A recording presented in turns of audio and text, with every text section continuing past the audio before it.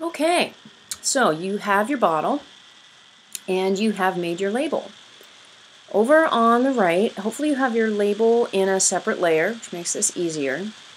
You're going to select the layer for your label with the meatball. So that means just depressing the little circle so you get the double line around it, and that'll select everything in that layer. Then we want to look at your symbols palette.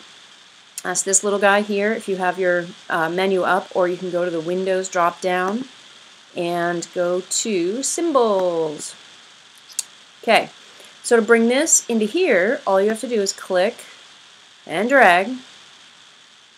Dragging should appear in the Symbols palette. Ah, there we go. If you let go, you have a new symbol. Label it something so that you will remember it, because you may have to do this a couple of times. Change it to graphic and click OK.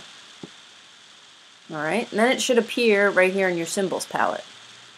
It will also change things here. You've gone from having all of your layers to just having one layer that is the label. Next, we are going to then go select the meatball for not the whole layer with your bottle, but just the path. So instead of here, you're going to depress the meatball on your bottle sublayer. Then, when we bring up your appearance window, appearance, you should have the option to look at the 3D revolve, because you've already revolved your bottle. We don't want to add another revolve by going in through effects. We want to do it here. So we're going to click on that 3D revolve. You can click preview if you like. I'm going to move this over to the right a little bit. And then you have the map art here. Now, this is kind of important. This is where we find the right surface. So I only have 3 surfaces on my bottle. 1, 2, 3. And you'll see they highlight them red when they're selected. And you can see that this bottle, the bulk of the layer is the outside here. So, now we have the surface. Then I can go drop down, find my orange juice label. And it should appear. Now, I can place this wherever I like on my bottle. It's always nice to do it so it has a little chance to kind of round with the bottle. Maybe not that high. There we go. And if you find that your label is too big or too small, you can resize it here so that it better suits your bottle shape. In fact, let me just put it right over there a little bit. There we go. It's always nice to see that it has a little bit of roundness to it, so put it somewhere it will do that. Then we're just going to click OK, and you should be all set. Now, don't forget that you also need a glass of some sort. Oops, must hit OK here. And we talked a little bit about that. The opacity for your glass is also in the same place that you let's make a sunny yellow glass to have with my orange juice. Alright. Pen tool. Oops. Didn't mean to do that. There we go.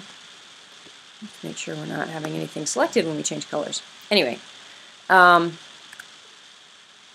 going to make a glass. Now, we talked about making a glass and that the inside of the glass needs to be established as well as the outside of the glass. Unlike your bottle.